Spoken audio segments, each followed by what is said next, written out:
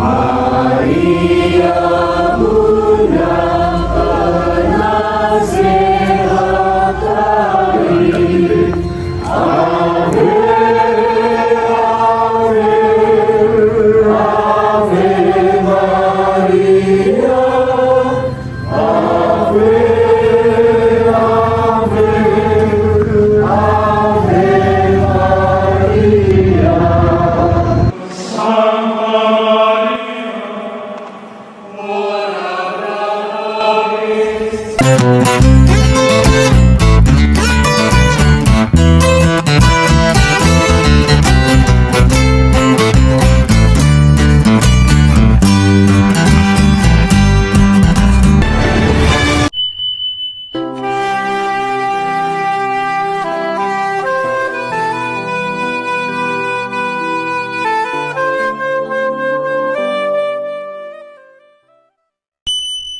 In nomine Patris et Filii et Spiritus Sancti.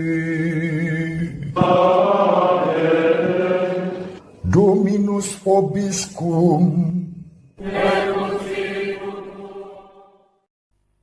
Sahabat peradaban kasih ekologis yang terkasih, selamat berjumpa dalam renungan harian bersama saya Romo Alois Budi Purnomo PR melalui channel ini. Semoga panjenengan selalu sehat, tetap semangat tanpa sambat, dan selalu bahagia kebahagiaan yang bersumber dari Tuhan Allah kita.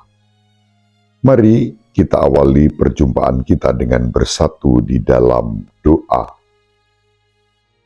Allah Bapa yang Maha Pengasih dan Penyayang, kami bersyukur kepadamu karena iman yang Kau anugerahkan kepada kami, kepada Yesus Kristus sendiri, yang tidak lain adalah Putramu yang menjadi manusia bagi kami. Dia yang dikandung dan dilahirkan oleh Santa Perawan Maria telah membuat kami semakin mengalami kasih kerahiman-Mu dalam kehidupan kami. Pada bulan Mei ini kami mempersembahkan devosi kami kepada Santa Perawan Maria yang telah Kau pilih untuk mengandung dan melahirkan Putramu yang menjadi manusia dalam diri Yesus Kristus.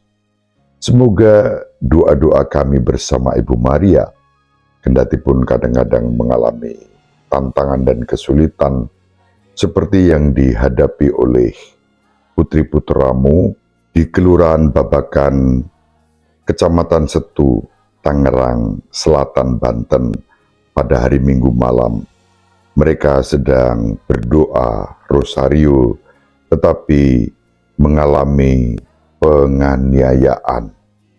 Kami percaya mereka senantiasa Kau jaga, Kau lindungi, yang terluka segera Kau pulihkan, dan Engkau juga menyembuhkan sekiranya ada trauma-trauma.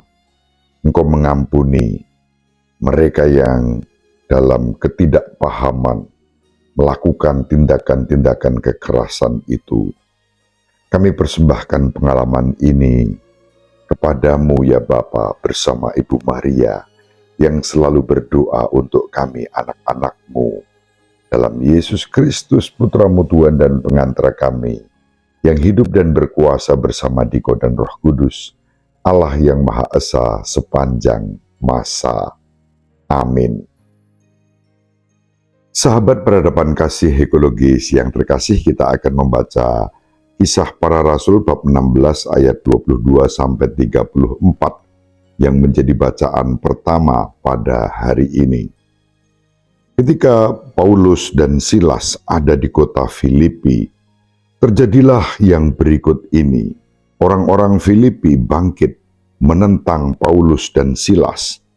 Lalu pembesar-pembesar kota itu menyuruh mengoyakkan pakaian dari tubuh mereka dan mendera mereka.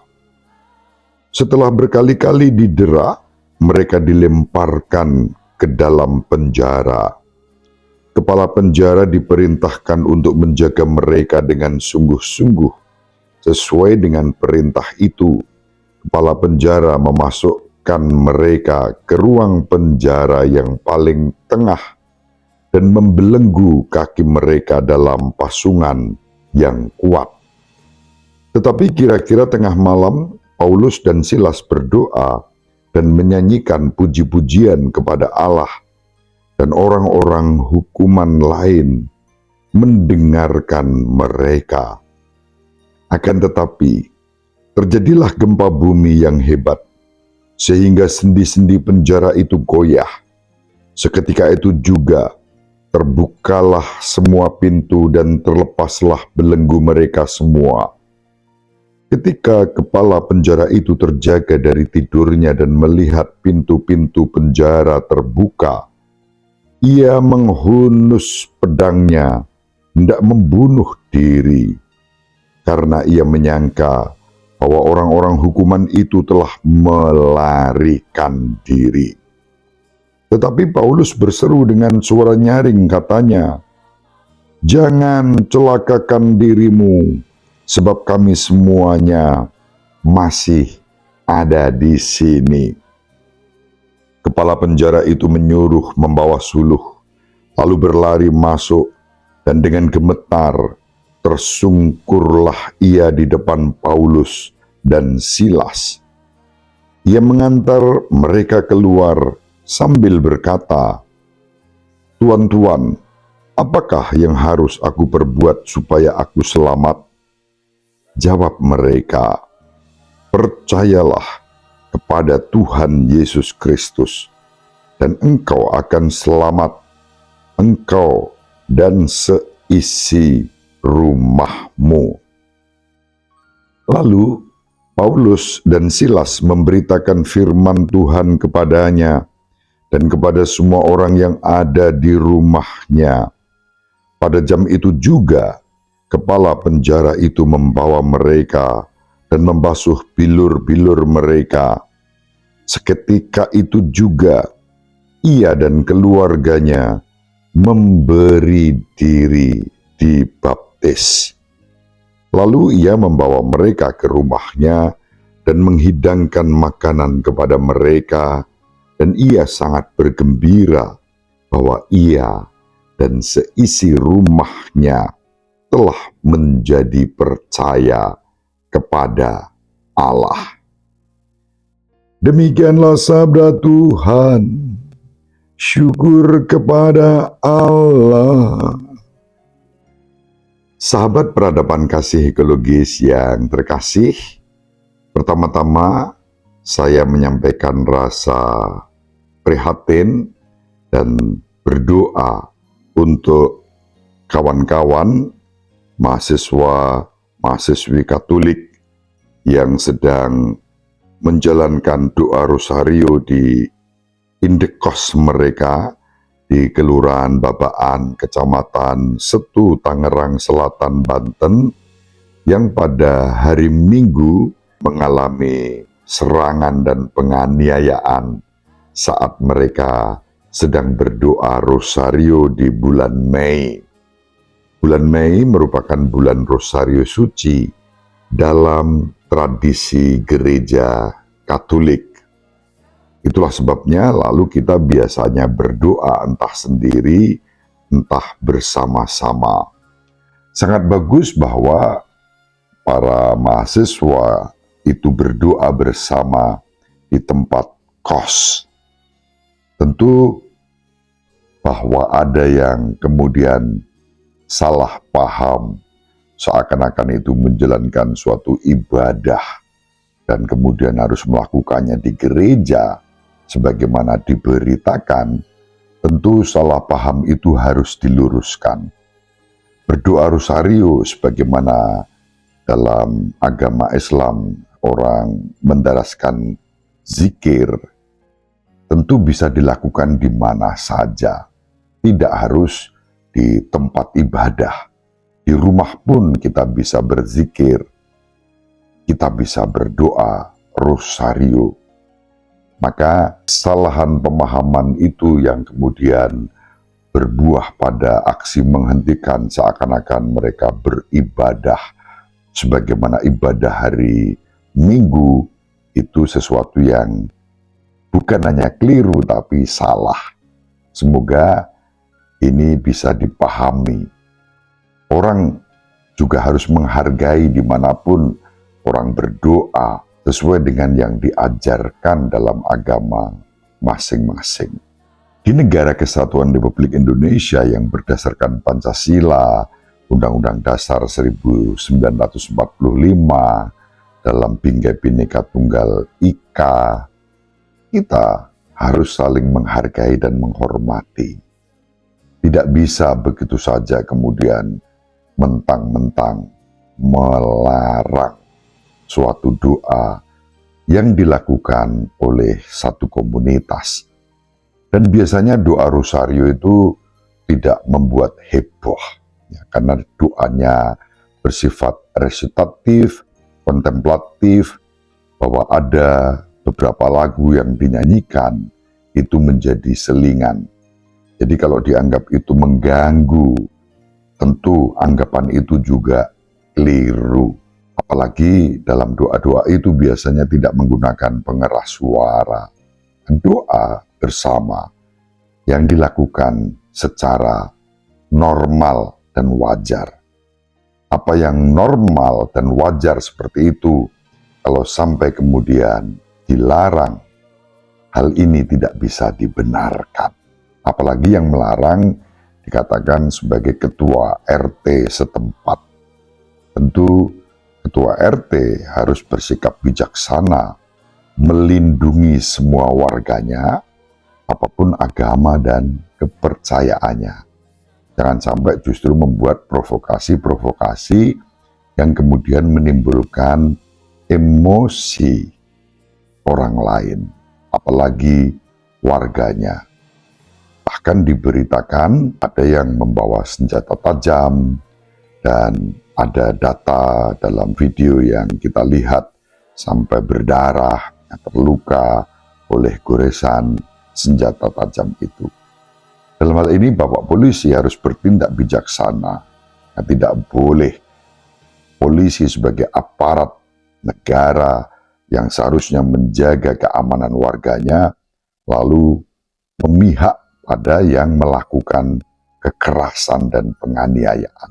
Apapun alasannya, sosok polisi selalu mengayomi, melindungi, dan melayani warga masyarakat, apapun agama dan kepercayaannya, terutama ketika ada korban di situ. Itulah tugas polisi Republik Indonesia.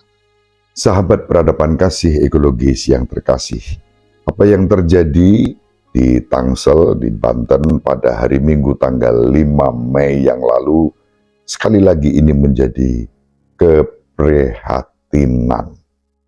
Jangan sampai hal yang seperti ini terulang kembali.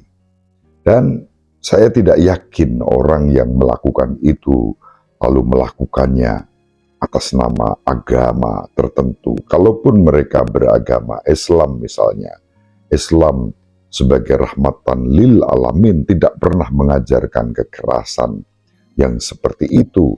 Apalagi Islam Nusantara yang hidup di negara kesatuan Republik Indonesia dengan dasar Pancasila, Undang-Undang Dasar 1945, dan Bhinneka Bhinneka Tunggal Ika.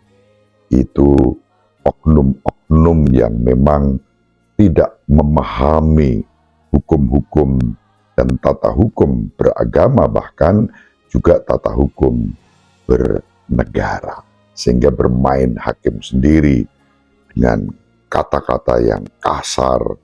Itu tidak perlu terjadi. Kalau dia, mohon maaf Pak RT, yang mengucapkan kalimat-kalimat kasar itu mengaku beragama Islam, beliau tidak sedang menghayati iman Islaminya yang seharusnya merupakan tanda damai sejahtera, rahmatan lil alamin untuk semua. Maka dalam hal ini seraya berprihatin atas peristiwa yang terjadi, Saya berdoa semoga diutamakan kasih, kerahiman, pengampunan, dan yang utama adalah kerukunan dan perdamaian dalam semangat persatuan sebagai warga bangsa Indonesia. Tidak berarti bahwa kita harus mentolerir tindakan-tindakan kekerasan itu. Proses hukum harus tetap dijalankan, silahkan. Siapa yang bersalah menanggung akibat dari kesalahan itu, tetapi kita mengutamakan semangat pengampunan, kasih, dan kerahiman. Biarlah proses hukum berjalan, proses hidup sebagai murid-murid Kristus mengutamakan pengampunan, perdamaian. Sahabat peradaban kasih ekologis yang terkasih, persis itulah yang dialami juga oleh Paulus dan Silas. Dia berhadapan dengan massa, berhadapan dengan tokoh-tokoh yang punya cara pandang yang salah terhadap Paulus dan Silas, sehingga mereka kemudian memprovokasi, dan pada akhirnya Paulus dan Silas harus dipenjara, didera, disiksa, dianiaya, dijebloskan ke dalam penjara, dan terjadilah mujizat. Di saat mereka sedang dipenjara, sebagaimana kita baca dalam bacaan yang pertama hari ini, terjadi gempa, pintu-pintu penjara terbuka, belenggu-belenggu yang dibebankan kepada Paulus dan Silas terlepas, dan mereka bisa bebas, tetapi mereka tetap menyanyikan puji-pujian dan tidak melarikan diri. Lalu bahkan mereka menyelamatkan kepala penjara yang tadinya menyangka bahwa Paulus dan Silas lari lalu dia akan bunuh diri, dan Paulus serta Silas mengingatkan agar kepala penjara itu tidak melakukan tindakan bunuh diri itu. Dari situlah kemudian muncul pertobatan. Kepala penjara bersama seisi rumahnya mengimani Kristus dan diselamatkan dunia akhirat. Paulus dan Silas tidak balas dendam pada mereka yang menganiaya hidup Paulus dan Silas. Bahkan memberikan pengampunan, kesaksian tentang cinta kasih, hingga kepala penjara itu, bahkan seisi rumahnya pun ikut mengalami keselamatan melalui pertobatan. Inilah pesan yang harus kita hayati. Jangan mengedepankan sikap benci dan dendam, tetapi mengampuni, mengedepankan semangat perdamaian, kerukunan, dan persatuan. Itu baru ciri Katolik sejati bersama Ibu Maria, Bunda Kristus, yang selalu mendoakan kita. Sekali lagi saya berdoa semoga yang terjadi di Kelurahan Babaan, Kecamatan Setu, Tangerang Selatan dapat diselesaikan secara damai, bukan dengan memaksakan kehendak dari pihak manapun, dan kita mengedepankan hidup yang rukun dan damai. Itu baru ciri murid Kristus yang sejati. Ibu Maria selalu mendoakan kita, Bapak Yusuf merestui kita dengan keheningannya. Semoga panjenengan semua sahabat peradaban kasih ekologis yang terkasih bersama seluruh anggota keluarga dimanapun berada dibimbing, dilindungi dan diberkati oleh Allah yang Maha Kuasa, Bapa dan Putra dan Roh Kudus. Amin. Terima kasih, salam sehat, tetap semangat tanpa sambat. Selalu bahagia, kebahagiaan yang bersumber dari Tuhan Allah kita. Salve, shalom, salam sejahtera, berkah dalam. Sahabat peradaban kasih yang terkasih, sampai jumpa pada episode berikutnya. Terima kasih atas kebersamaan kita. Salam peradaban kasih ekologis, berkah dalam.